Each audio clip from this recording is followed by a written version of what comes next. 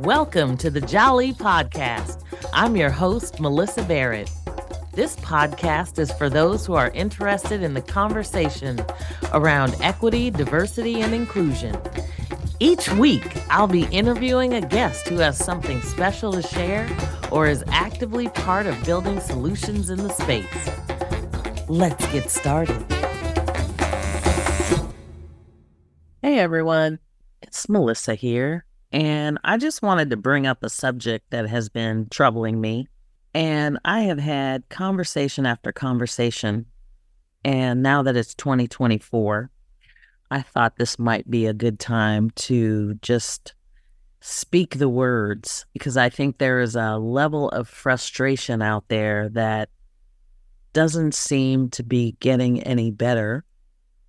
And I didn't want to talk about the lawsuit per se, but many of you know about the lawsuit where the American Alliance for Equal Right, which is a conservative group, filed the lawsuit against the Fearless Fund. And they were instrumental in dismantling affirmative action by the Supreme Court. And the lawsuit filed against the Fearless Fund was filed in federal court in Atlanta. And I don't really want to talk about the lawsuit itself, but clearly there's this disturbing trend going on where, although we've seen progress in diversity, equity, and inclusion practices, and in some cases, people don't even like using those words anymore, but we have many practitioners that are out there challenged to really create the impact that they would like, get the resources that they need, be it money or human, get the authority they need, and really just unable to make the difference that they want to make in striking down some of those structural barriers that exist within organizations. And so first, I really wanted to give a shout out to Janice Gassam Asare. I hope I'm pronouncing her name right, but she is doing some fantastic work. She also has her own podcast, as well as a newsletter that she provides also called the Pink Newsletter. And her podcast is called Dirty Diversity. And she has just done an outstanding job. And I think one of the reasons I wanted to bring this up is because in her newsletter, and I really just wanted to amplify a lot of what she said, because it really highlighted a lot of my own sentiments. And maybe one day I'll be able to get her to come join me for a conversation on the Jali podcast. She has written hundreds of articles on the subject of DEI and worked with many companies to eliminate structural barriers when it comes to race. Her newsletter, called the Pink Newsletter, touched on the topic this time for 5 ways DEI is ineffective and some solutions as to how we make it better. And I really just wanted to amplify some of her work and highlight some of the points she makes, because I will likely not do it justice, but she is just doing fabulous things. She's also the author of a book called Decentering Whiteness in the Workplace. She has 2 other books called Dirty Diversity and The Pink Elephant as well. So definitely must reads. But one of the things that I thought was interesting, and one of the quotes from her, was that anti-DEI sentiments have gained more traction since the ending of affirmative action. And we all know that Elon Musk continues to fan the flames recently, tweeting that DEI must die, and there's many others that are saying the same thing. But I think what was interesting is she also mentioned that there are several valid critiques of the field. And I thought it was interesting how she kind of walks through 5 specific things.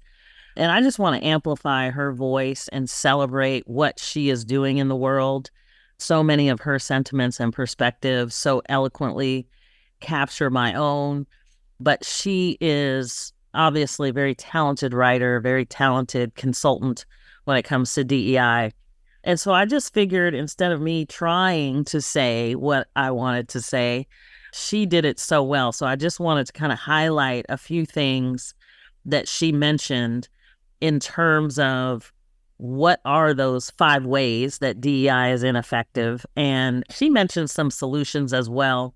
I mean, I'll add some of my own comments, but the first of which she mentions is lack of institutional power and the fact that many DEI leaders are made as the sacrificial lambs within their organizations, so that when something goes wrong, they don't even have the resources or the team to move the needle. And I think that's so true. I think there is such a level of frustration by people that are doing the work. And many are very passionate about the work, but they don't get the resources that they need to actually make the change. And often they can't eliminate structural barriers because they often experience their own barriers. And so you have junior level employees serving in different ways, or even we see DEI, the ERG group really being tasked with much of the work, but they don't necessarily have the institutional power they need to create the changes that they need, which really just sets DEI up for failure. And so I just thought it's really how I'm feeling, this frustration around kind of how things are being done. We had all this commitment and everybody was really excited. And now all of a sudden you have a lot of organizations that have just taken their foot off the accelerator and just doing a level of insincere effort, I'll call it. And maybe in some cases it's sincere effort, but it's just a minimal to get by. And I'll talk a little bit more about that because she brings up a great point later on as well. The other thing, and many of you have heard me talk about the fact that DEI in many cases reports into human resources. And I just don't think that should be the case. I think we should be thinking about diversity, equity, and inclusion as a lens that is focused in every part of the organization. One person rarely can change an entire organization, whether they're the chief diversity officer reporting to the CEO or otherwise. But there should be a team that is focused with power and resources to make some organization-wide changes. And I think it starts, quite frankly, at the board level. I think in many cases where you have distinction by the board, a real passion, a real support from the board, you see changes occur. But I do think there might be challenges that I'm seeing even when you have public companies and they're the challenges that we see coming out now. And so I wonder if our small businesses, our private companies are really going to be carrying the torch more significantly than some of these other businesses when it comes to diversity, equity, and inclusion. So we'll see how that goes. But ideally, you have diverse boards, and those boards support the effort, not only because it's the right thing to do, but also because for business imperatives, it's critical that I think companies think about what their bottom line will look like as they eliminate or minimize the efforts that they have in the space. Additionally, one of the other things that her newsletter highlighted was no accountability. And yes, DEI is ineffective if you don't have some accountability. And a lot of organizations really don't have significant intentions when it comes to achieving DEI objectives. They just hire people, say what they're going to do, and then kind of make sure that maybe there's a couple of news articles or PR campaigns that occur that showcase a little bit of spotlight. But there has to be accountability, measurement, and ultimately, there has to be a determination of what's effective in your own organization. Another thing in terms of just surface level DEI initiatives, which kind of goes hand in hand with that. So many organizations, yes, we are celebrating cultural heritage months. We are having safe space conversations, but the activities don't address systemic problems. And this was one of the things I loved about the Pink newsletter and some of the items that she highlighted here.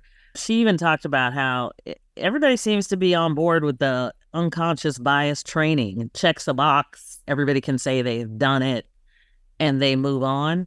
But is it the solution? No.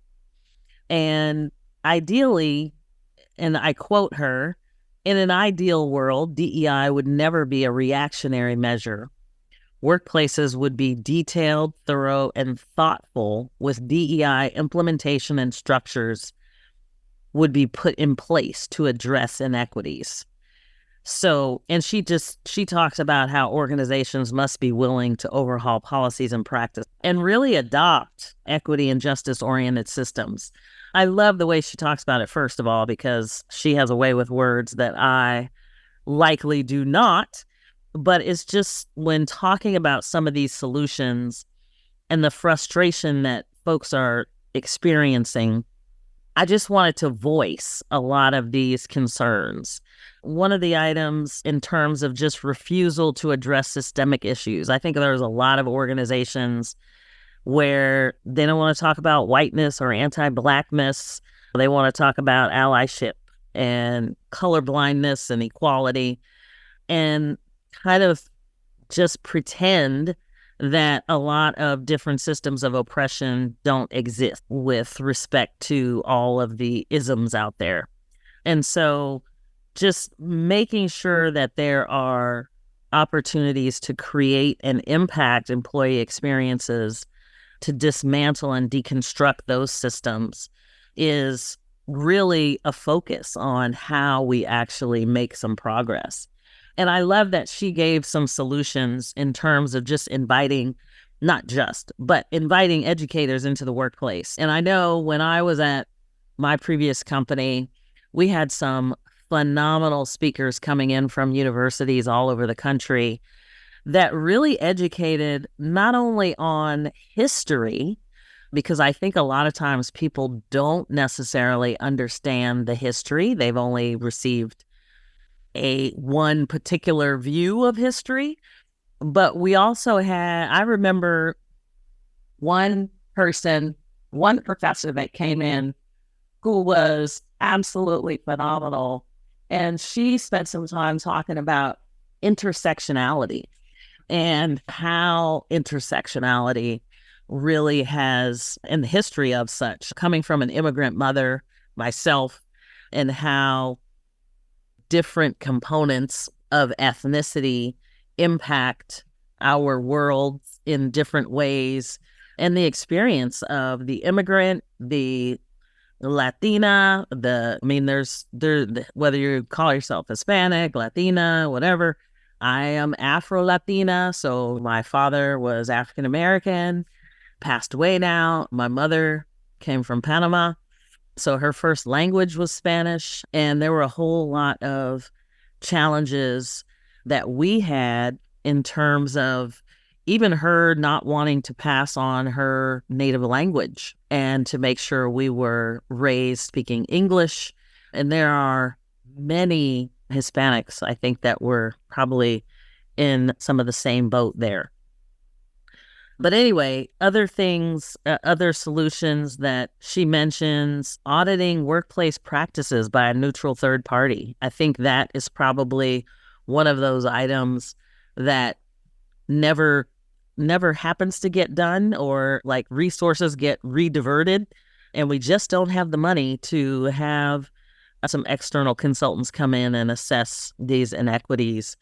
But providing recommendations and getting some of those recommendations complete and executed upon really can make a significant difference in an organization overall. Just making sure that people have the ability within the organization. The leadership has to be willing to address systemic issues head on and make changes. And I think a lot of times we don't look at the exclusionary practices and what we can do to make sure that we have policies in place.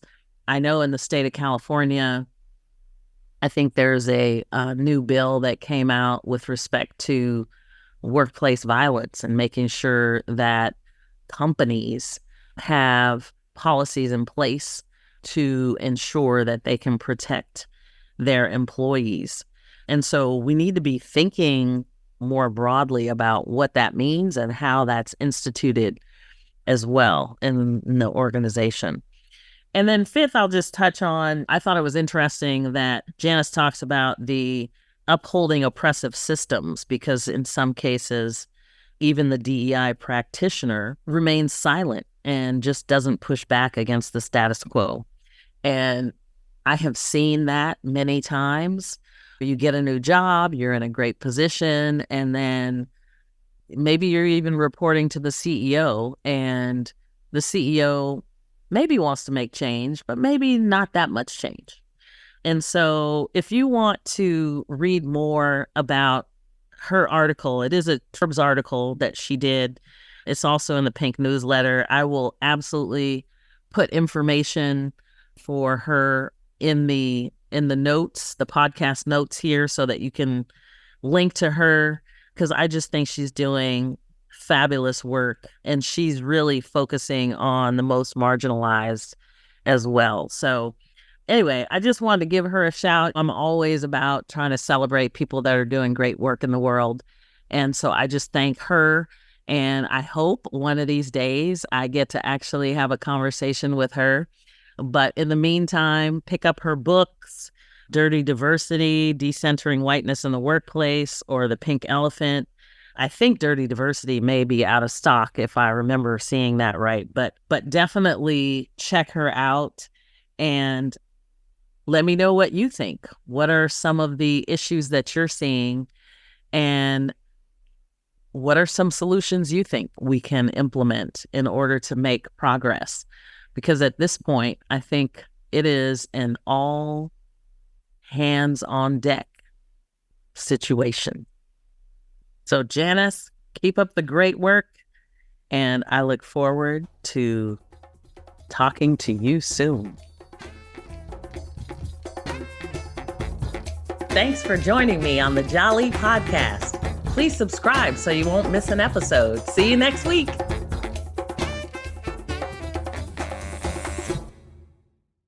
This podcast is a part of the C-Suite Radio Network.